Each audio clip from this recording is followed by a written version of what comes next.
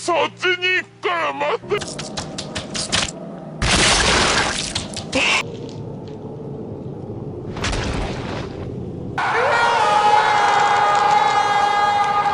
टेके टेके। कहानी की शुरुआत में हमें जापान में नायोगा शहर को दिखाया जाता है, जहां हम हिरोमी नाम की एक लड़की को देखते हैं जो ऑफिस से घर लौट रही होती है।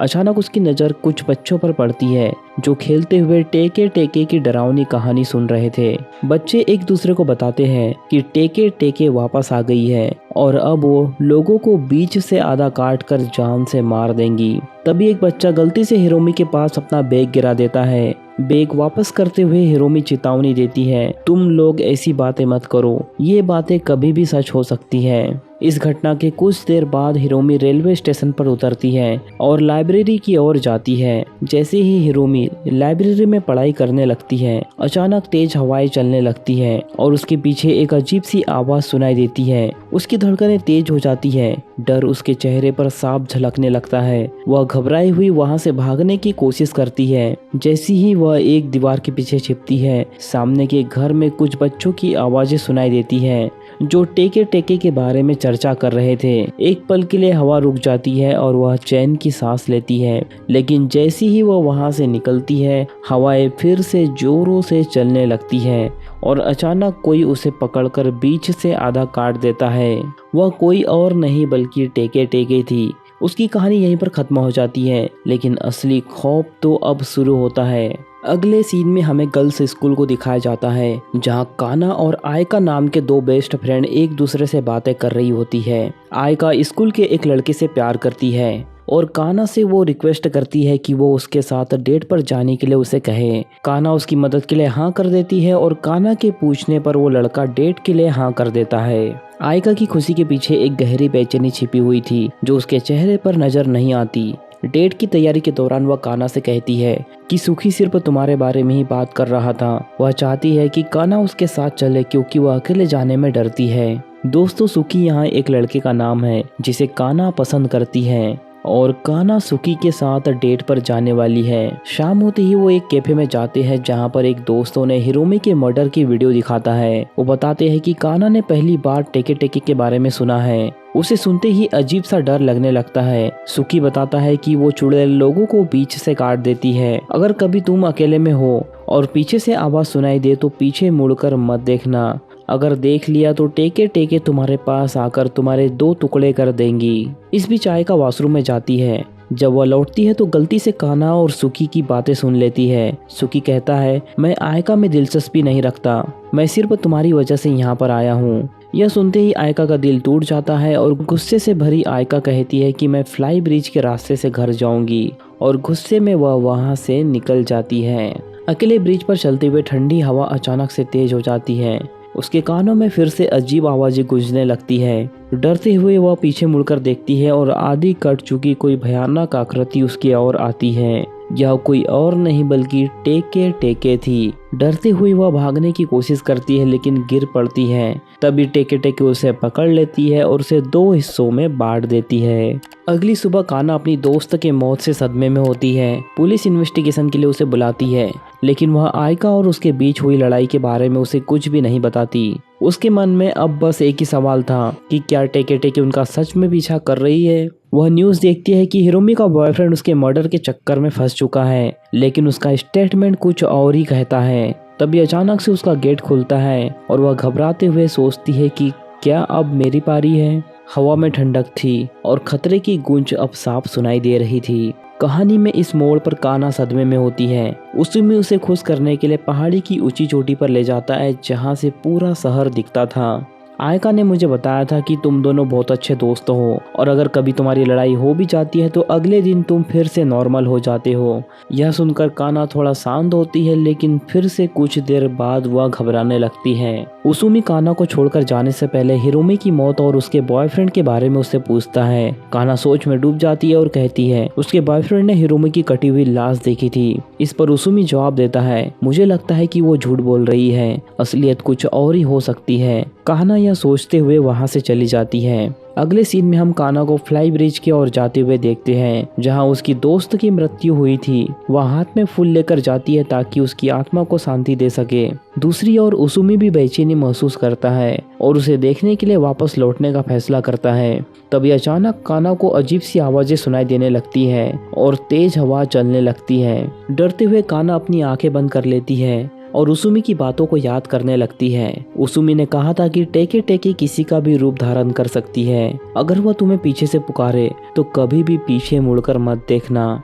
ये सब सोचकर वो अपने कान बंद कर लेती है और पीछे मुड़कर नहीं देखती। लेकिन आवाजें और तेज हो जाती है और फिर से एक सर्द साया काना के पास से गुजर जाता है। वह किसी तरह खुद को संभालती है और वहां से तेजी से निकलने की कोशिश करती है, लेकिन तभी कुछ देर बाद उसे पीछे से आयका की आवाज सुनाई देती है। बिना सोचे वह पीछे मुड़कर देख लेती है और वहां पर खड़ी होती है आधी कटी हुई टेके टेके। डर के मारे काना वहां से भागने लगती है और भागते भागते उसूमी से टकरा जाती है। वह उसकी साइकिल पर बैठ जाती है और उसे तेजी से साइकिल चलाने के लिए बोलती है, क्योंकि टेके टेके अभी भी उनका पीछा कर रही थी। जैसे ही वे कुछ दूरी पर पहुंचते हैं, साइकिल का संतुलन बिगड़ जाता है और वो दोनों साइकिल से नीचे गिर जाते हैं। लेकिन खुदकिस्मती से टेके टेके अब उनका पीछा नहीं कर रही थी। साइकिल से गिरने के कारण उसूमी के पैर की हड्डी टूट चुकी थी, जिस कारण से उसे अस्पताल में भर्ती करना पड़ा। काना भी उसका हालचाल पूछने के लिए वहां पर आती है और फिर सीधा अपने स्कूल की लाइब्रेरी में चली जाती है। वहां जाकर वो टेके टेके के इतिहास के बारे में पढ़ने लगती है। तभी वहां पर रीनी नाम की लड़की आती है, जो कहती है कि मुझे भी टेके टेके के इतिहास के बारे में पढ़ना है और मैं कुछ सालों से टेके टेके के बारे में रिसर्च कर रही हूँ। लाइब्रेरी से बाहर जाते वक्त रीनी उससे टेके टेके के बारे में पूछती है और रीनी उसे बताती है यह एक पुरानी और खतरनाक कहानी है जो वर्ल्ड वार 2 के बाद टोकुगावा सिटी में फैलने लगी थी। एक महिला ने फ्लाईओवर ब्रिज से कूदकर आत्महत्या कर ली थी और तभी से यह खौफनाक सिलसिला चालू हुआ। काना की दिल की धड़कन तेज हो जाती है। वह कहती है कि मैंने हाल ही में टेके टेके को देखा है। कल मेरा तीसरा दिन है और अगर सब कुछ सही रहा तो मैं कल मर जाऊंगी। रिनिया सुनकर बहुत ज्यादा घबरा जाती है और उसे अपने साथ ले जाने का फैसला करती है। अगली सुबह वे प्रोफेसर टोकुगावा से मिलने के लिए पहुंचते हैं, जो टेके टेके की असली कहानी जानते हैं। प्रोफेसर उन्हें बताते हैं कि 60 साल पहले एक लड़की ने फ्लाईओवर ब्रिज से कूदकर आत्महत्या कर ली थी और उसके शरीर के 2 हिस्से हो गए थे। तभी से उसकी आत्मा लोगों को परेशान करने लगी। प्रोफेसर की बात सुनकर वो दोनों काफी ज्यादा घबरा जाते हैं और उनकी सांसें तेज हो जाती है। आखिर उस लड़की ने आत्महत्या क्यों की? काना सवाल करती है तो प्रोफेसर गंभीरता से कहता है उसके साथ कुछ ऐसी घटना घटी जिस घटना ने उसे अंदर से पूरी तरह तोड़ दिया। शायद उसे न्याय नहीं मिला, जिस कारण से उसने आत्महत्या की।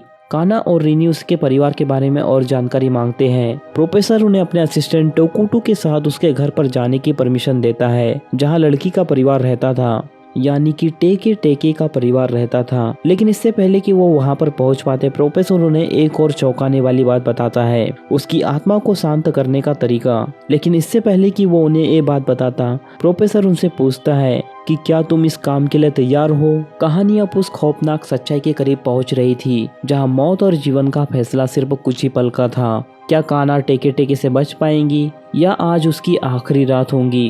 काना और रीनी को प्रोफेसर टोकुगावा एक और महत्वपूर्ण जानकारी देता है। टेके टेके को लाल रंग से नफरत है। टेके टेके को लाल रंग बिल्कुल भी पसंद नहीं है। जैसे ही टेके टेके लाल रंग देखती, वह गुस्से में आ जाती है। इसलिए अगर तुम टेके टेके के पास जा रहे हो तो तुम्हारे पास कोई भी लाल कलर की चीज नहीं होना चाहिए। हालांकि प्रोफेसर बाद में कहता है कि इस बात में कितनी सच्चाई है ये तो मुझे भी नहीं पता, शायद यह अफवाह है। लेकिन टेके टेके के पास तुम अगर जा रहे हो तो इतना बड़ा रिस्क नहीं लेना चाहिए। वह टेकेडा के साथ कासिमा यानी कि टेके टेके के घर की ओर रवाना हो जाते हैं। कासिमा यानी कि टेके टेके के घर पर वह पहुंचती है तो उसे वहां पर टेके टेके की बहन दिखाई देती है। उसकी बहन काफी बूढ़ी हो चुकी थी। वह बताती है कि कासिमा के बारे में हर साल कोई न कोई सवाल पूछने के लिए यहाँ पर आता है और यह सिलसिला लगातार चलता आ रहा है। कासिमा, जिसे आज टेके टेके के नाम से जाना जाता है, उसका असली नाम कासिमा था। उसकी बहन उसे बताती है कि उसने 19 साल की उम्र में सुसाइड कर लिया था। कासिमा की दिल दहलाने वाली कहानी धीरे धीरे सामने आती है।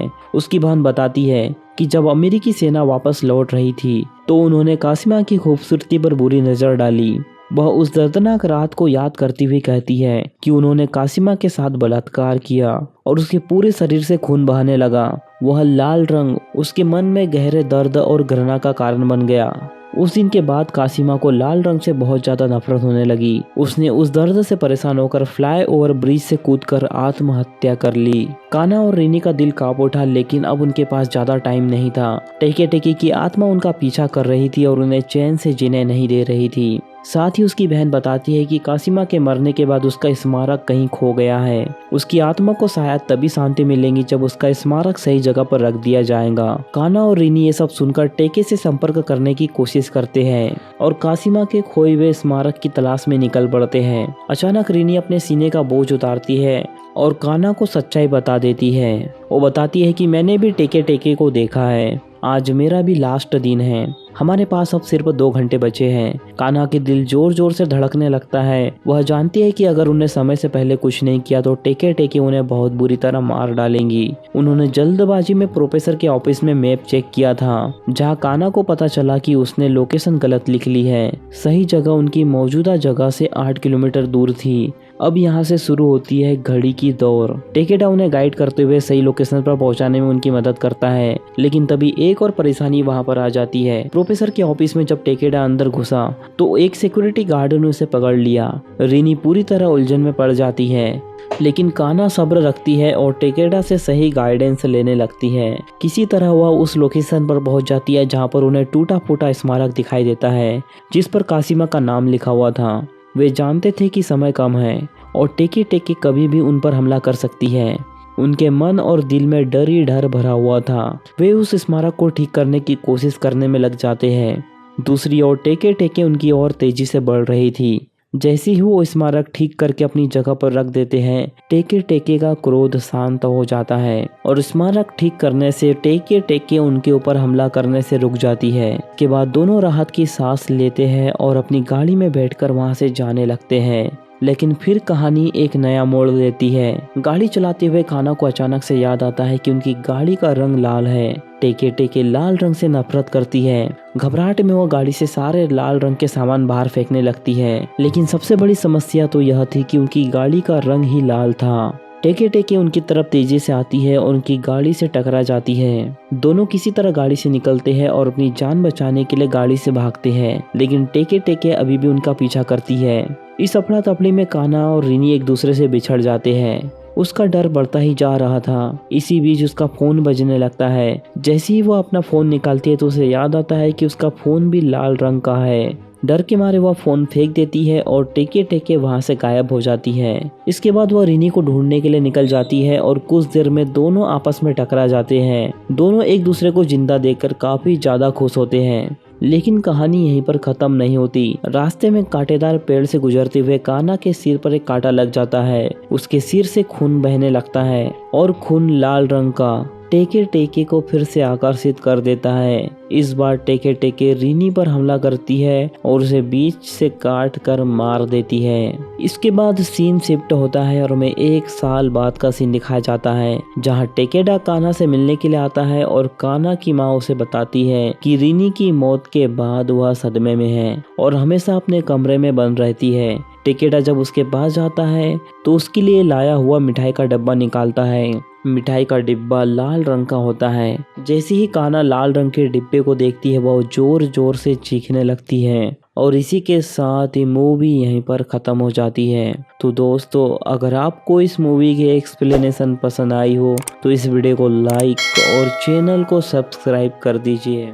बाकी मैं मिलूंगा आपसे न्यू वीडियो में। Till then take care, love you, bye bye.